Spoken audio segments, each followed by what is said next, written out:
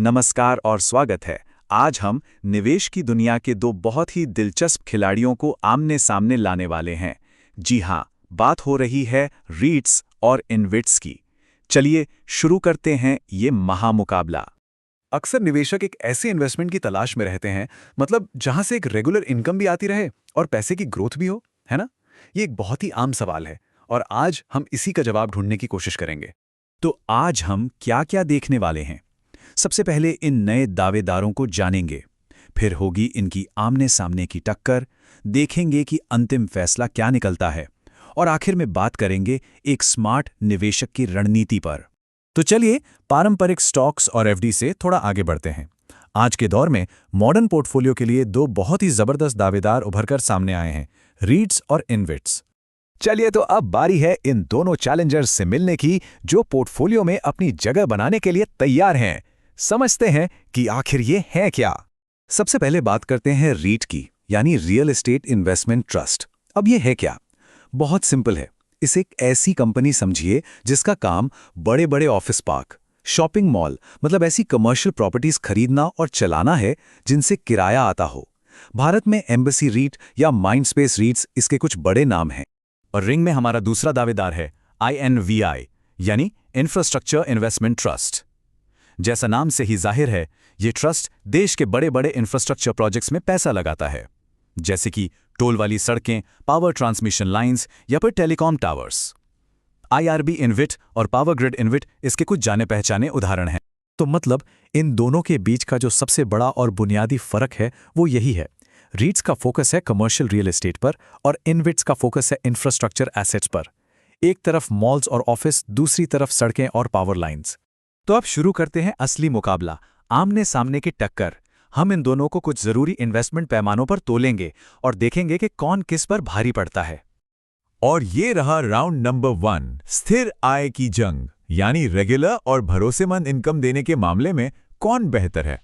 देखिए, रीट्स की इनकम आती है किराए और लीज से, जबकि इन्विट्स की कमाई होती है टोल या यूसेज चार्ज से।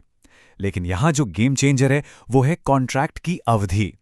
रीट्स के लीज एग्रीमेंट आमतौर पर 3 से 9 साल के होते हैं, वहीं इन्विट्स के कॉन्ट्रैक्ट्स वो 15 से 35 साल तक लंबे हो सकते हैं। इतने लंबे कॉन्ट्रैक्ट्स का मतलब है ज्यादा प्रिडिक्टेबल इनकम। तो इस राउंड में इन्विट्स साफ तौर पर बाजी मार ले जाते हैं। चलिए अब चलते हैं राउंड 2 पर, रिटर्न्स का मुकाबला। यहां हम देखेंगे कि सालाना यील्ड, मतलब डिविडेंड रिटर्न, किसका बेहतर है और कैपिटल ग्रोथ की गुंजाइश किसमें ज्यादा है। ये चार्ट कहानी को बिल्कुल साफ कर देता है। आप देख सकते हैं, इन्विट्स की औसत सालाना यील्ड 8 से 12% के बीच होती है, जो कि काफी ज्यादा है। दूसरी तरफ रीट्स की यील्ड 6 से 9% के आसपास है। हाँ, ये जरूर है कि रीट्स में कैपिटल ग्रोथ की संभावना ज्यादा होती है, क्योंकि वक्त के साथ प्रॉपर्टी के दाम भी तो बढ़ते हैं। अच्छा, किसी भी इन्वेस्टमेंट की बात बिना रिस्क के अधूरी है। तो अब आता है राउंड 3, जोखिम का महामुकाबला। देखते हैं कि रिस्क के मामले में कौन कहां खड़ा है। रीट्स के लिए सबसे बड़ा रिस्क क्या है? ऑफिस स्पेस का खाली रह जाना या फिर वर्क फ्रॉम होम जैसा ट्रेंड। वहीं इन्विट्स के लिए रिस्क है सड़कों पर ट्रैफिक कम हो जाना या फिर सरकारी पॉलिसी में कोई बड़ा बदलाव। लेकिन अगर ओवरऑल देखें तो इन्विट्स का कैश फ्लो ज्यादातर रेगुलेटेड होता है, जिसकी वजह से उन्हें आमतौर पर कम जोखिम वाला माना जाता है। अब बारी है राउंड 4 की, और ये थोड़ा मिला जुला राउंड है। इसमें हम दो बहुत प्रैक्टिकल चीजों पर नजर डालेंगे, टैक्स और लिक्विडिटी। मतलब टैक्स के लिहाज से कौन बेहतर है और किसे खरीदना बेचना ज्यादा आसान है। तो यहाँ मामला थोड़ा बराबरी का लगता है। रीट्स में ट्रेडिंग ज्यादा होती है तो उन्हें खरीदना बेचना आसान है, मतलब लिक्विडिटी हाई है। लेकिन इन्विट्स टैक्स के मामले में थोड़े बेहतर साबित होते हैं, और हाँ, उनकी कीमतों में उतार चढ़ाव भी रीट्स के मुकाबले कम देखा गया है। तो ये एक मिला जुला फैसला है। और अब हम आ पहुंचे हैं फाइनल राउंड पर, राउंड नंबर 5, महंगाई से बचाव। जब चीजें महंगी हो रही हों तो कौन सा इन्वेस्टमेंट बेहतर सुरक्षा कवच देता है? और इस राउंड का विनर बिल्कुल क्लियर है, रीट्स। इसकी वजह बहुत सीधी है। ऑफिस या मॉल का जो किराया होता है वो अक्सर एग्रीमेंट के हिसाब से महंगाई के साथ साथ बढ़ता रहता है, तो ये एक नेचुरल प्रोटेक्शन है। वहीं INVTs की इनकम तय सरकारी नियमों पर आधारित होती है, जिसमें बढ़ोतरी की गुंजाइश लिमिटेड होती है। तो सारे राउंड्स हो चुके हैं।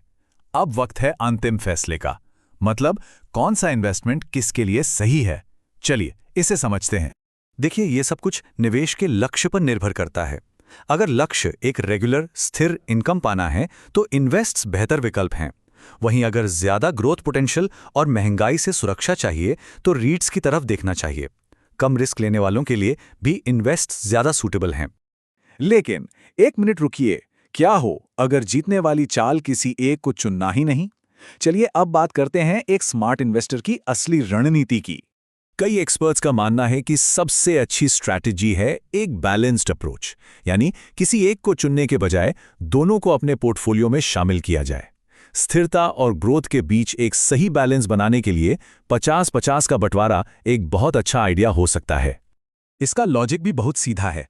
स्टेप 1, इन्वेस्ट्स के साथ अपने पोर्टफोलियो की नींव को मजबूत करें। इससे एक स्थिर और प्रेडिक्टेबल कैश फ्लो की बुनियाद तैयार होगी।